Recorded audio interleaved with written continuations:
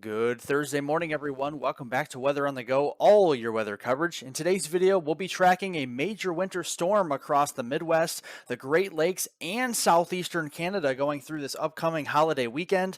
We'll also be talking about the extreme cold that will be plunging all the way south to the Gulf of Mexico and northern Mexico going through this weekend. And following that, we'll be talking about the long-range weather forecast and the La Nina update here at the end of this video. If you guys have not yet subscribed, everyone hit the subscribe button down below and the notification bell to get all of my daily weather forecast updates on this channel. I cover Canada, the United States, and the tropics, so everyone hit the subscribe button down below and the notification bell to get all the updates here on this channel. Also hit that like button down below. It helps spread out all this weather information here to more and more people, guys. Thank you guys so much here for liking this video. Definitely much appreciated. Looking at the current alerts here across the United States, there's too many colors to count, but we definitely have a major winter storm across the United States. In the pink shaded colors, those are winter storm warnings. In the orange shaded colors, back across the Dakotas, through Iowa, southern Minnesota, and then all across portions there of northern Indiana and Michigan. Those are blizzard warnings where we're gearing up for some whiteout conditions with the heavy snow. And then all those purple shaded areas in the heartland of the country, that is actually winter weather advisories across those areas. And then across the Northeast here in those tan shaded colors, those are high wind warnings where we're gearing up for some very strong winds across Maine, all the way down here into portions of New York State and getting down the spine of the Appalachians there towards West Virginia as we head towards this upcoming weekend. So looking here at this system with the jet stream above, the mid-level jet, we have that polar jet moving south across the center of the country going through the day today, pulling down all that cold air from Canada all the way south toward the Gulf Coast. A very strong Arctic front will be arriving across portions of North Texas, Oklahoma, Arkansas, and Missouri through the day today. And then as we go here into the day tomorrow, will really strengthen this trough across portions of the Ohio Valley and the Great Lakes with that mid-level jet rounding the base of that trough. And it's a pretty formidable mid-level jet here rounding the base of that trough around 100 to 120 knots across those areas on Friday. And that will take a negative tilt, bringing all that cold air southward. You can see through the day today, these are your high temperatures across the United States and southern Canada. You can see widespread below zero high temperatures from Kansas into Missouri, all the way northward through Iowa, Minnesota, Nebraska, the Dakotas,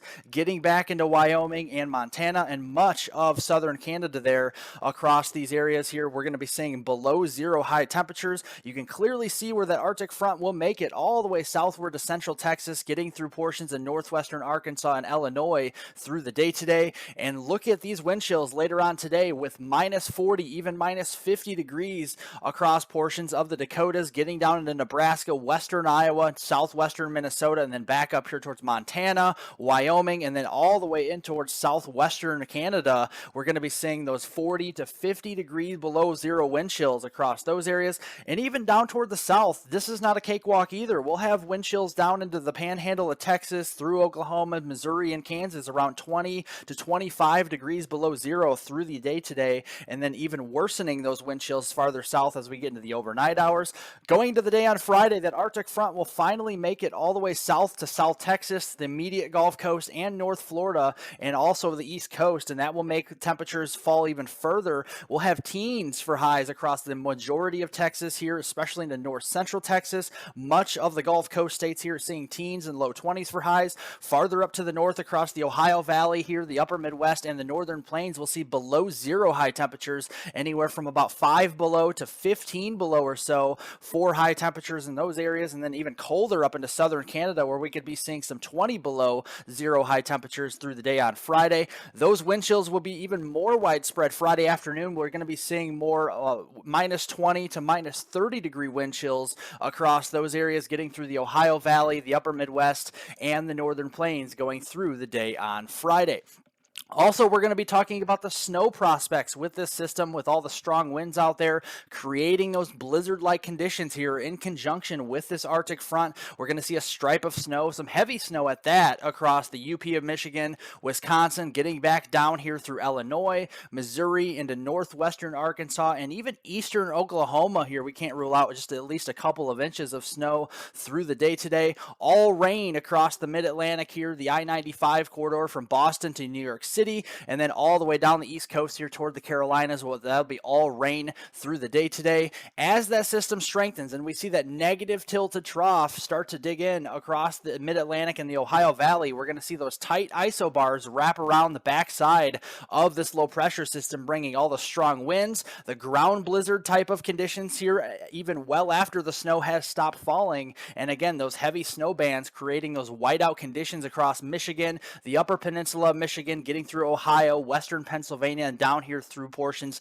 of the mid-Atlantic. Again, all rainfall ahead of the system through much of New England during this period as we head through the day on Friday. That will lift up across much of the upper Great Lakes and then eventually into southeastern Canada. The system will occlude across Quebec, Canada as we head towards the day on Saturday this weekend.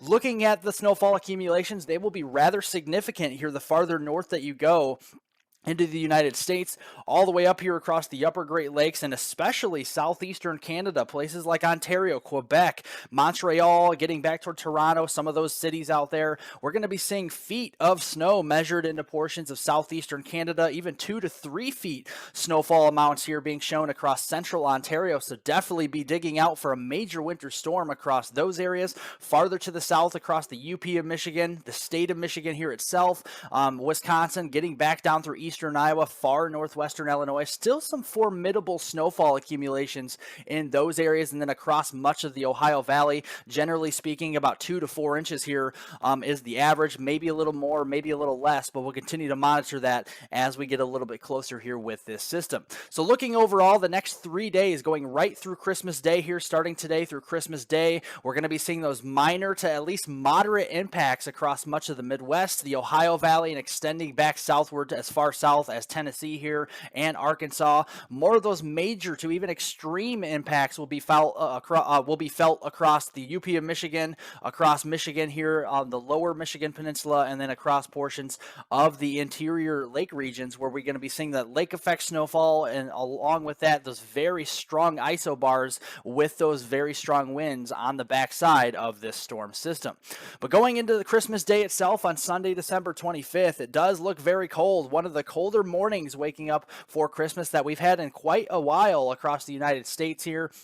You can see those below zero low temperatures waking up Christmas morning across Minnesota, the Dakotas, back into Iowa, Wisconsin, and even northern Illinois will be waking up to below zero low temperatures here on Sunday morning. Even across portions of the South, again, we'll be waking up here into the teens, 20s, and 30s across Texas, Oklahoma, eastward toward the southeast here.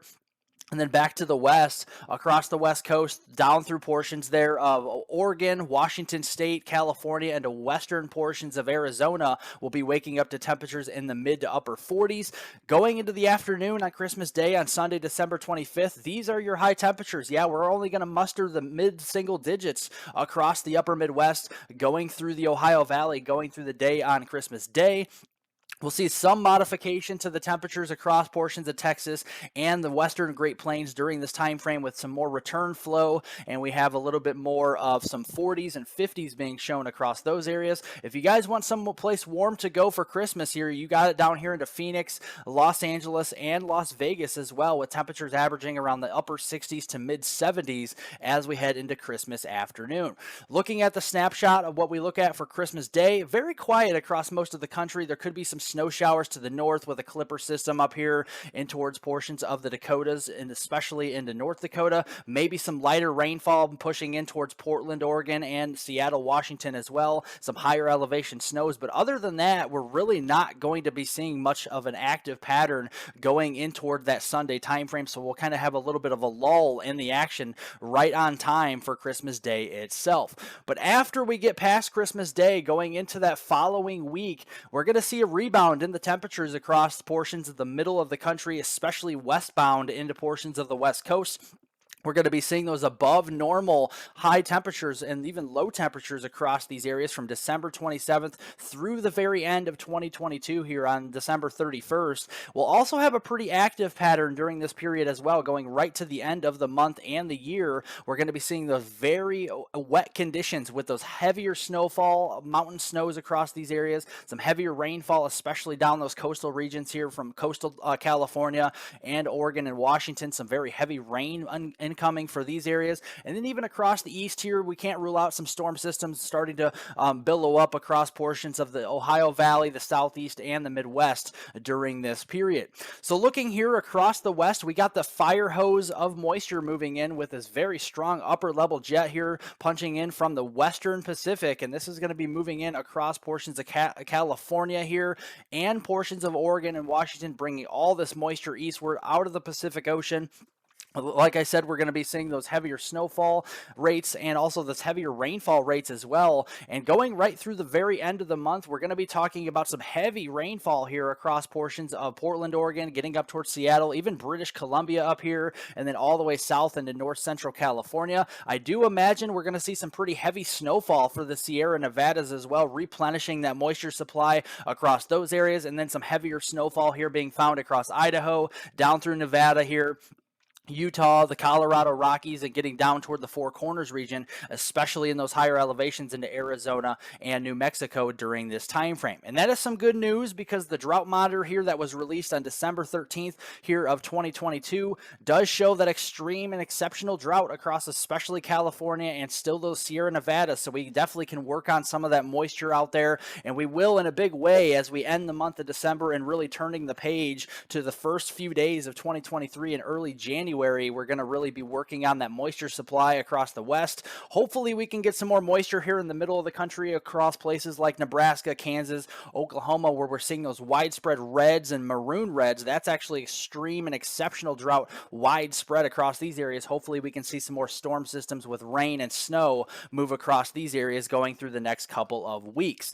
But going through that time frame, the very end of the month, so New Year's Eve into New Year's Day, there is an opportunity to see some moisture across those areas here from Nebraska, Kansas, and Oklahoma. We could have another trough digging in here according to the EPS model. This is the ensemble guidance to the European forecast guidance, and you can see that we could have a trough digging down across the southern plains and another low pressure system somewhere across the Missouri Valley or the southern plains will be moving up toward the Great Lakes as we move toward the end of December and maybe the first couple of days here in January. And again, you have that strong blocking pattern back up here into Greenland, and underneath that, that's where that trough will be, and we could be seeing some of that energy transferring from the southern plains back up here across the Great Lakes, possibly a similar tracking system to what we're seeing here this weekend. So we'll continue to watch that, especially considering here the warmer side of the system will probably bring some rain and storms across the southeast with those 40s, 50s, and 60s down here, maybe a mix of precipitation across the Missouri and Illinois Valley, back up through the central Great Lakes with temperatures averaging around the 40s here and upper 30s. And then that snowfall side of the system maybe a little bit farther off here to the north and west toward Minnesota, the Dakotas, and maybe even western Iowa as we get towards the end of this month here if that storm system does come to fruition. Now looking at the La Nina here, we're still stuck in a moderate La Nina. Once you get below a -1 here on the chart, that is actually characterized as a moderate La Nina, and we're at a -1.09, so definitely still in that moderate La Nina stage, and we've really been kind of hovering right around that moderate La Nina status really all the way back through September and October, so this has been a long-lived moderate La Nina, and we do continue to see those very strong cooling of ocean waters here across the equatorial Pacific here from the coastal South Carolina regions back south here across portions of just south of the Hawaiian Islands, and that will continue here for the better half of at least the next couple of months. We are starting to see the La Nina start to lose its punch every once in a while, so that's kind of why we go a little bit above or below moderate La Nina status here all the way back through September and October. That process will continue, I do feel, through the month here of January and going into February as well, especially looking at the consolidation of all the climate models, still showing that moderate to at least weak La Nina really taking us through the rest of winter and potentially into early spring before we turn back to at least an ENSO neutral here as it trends towards zero, and then maybe just a little bit longer out here towards late spring into summer of 2023, we could be talking about at least a weak La Nina or at least ENSO neutral conditions getting towards that time frame, but that's a little far off here. We'll be fine-tuning that as we get a little bit closer. But generally looking at the La Nina pattern through the winter, yes, you can expect that those wetter conditions with those higher elevation snows, those very heavy rainfall events here across portions of the Pacific Northwest here from Washington State down through Oregon State and even California here as well. All that cold air that we're seeing now, that's going to be spilling back down here through portions of the northern United States here, not only now, but I do feel towards the end of winter here as well, once again, a couple more times. And again, you have that drier pattern to the south with that positive PNA, and we have those warmer conditions across the southeast as well, drawing up all this moisture into the Ohio Valley, and that's where we see those wetter conditions in those areas here for La Nina winters as well. Well, thank you guys so much for watching. I definitely appreciate it. As always, remember to like the video down below by giving it a thumbs up. Leave any comments, questions, and concerns below. I'll get to those later on today. Subscribe to the YouTube channel if you guys are new. Hit the notification bell to get all of my daily weather forecast updates here on this channel. You can also follow me on Twitter. The Twitter handle is also down below, so you guys can follow me on Twitter for more weather information here as well. And again, I post that, usually some posts on there daily, so you guys can check that out. Have a great Thursday, everyone, and I will see you all in the next video.